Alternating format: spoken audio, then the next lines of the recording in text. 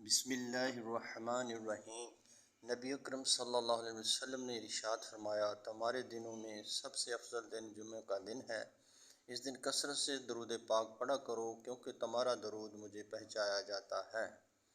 ایک اور حدیث میں ہے کہ نبی اکرم صلی اللہ علیہ وآلہ وسلم نے ارشاد فرمایا، جمعہ کے دن اور جمعہ کی رات کثرت سے درود پاک پڑھا کرو، جو ایسا کرے گا تو میں قیامت کے دن اس کی شفاعت کروں گا۔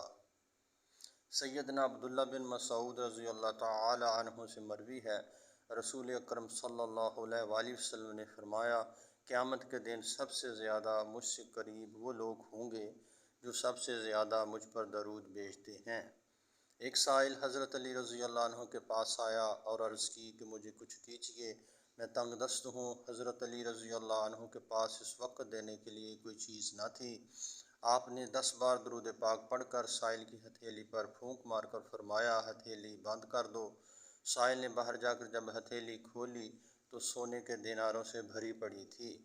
سیدنا ابو ہریرہ رضی اللہ عنہ کہتے ہیں کہ رسول اکرم صلی اللہ علیہ وآلہ وسلم نے فرمایا، میری قبر کو عبادت گاہ نہ بناؤ اور مجھ پر درود بھیجو، بلا شبہ تمہارا درود مجھ تک پہنچتا ہے، چاہے تم جہاں رہو۔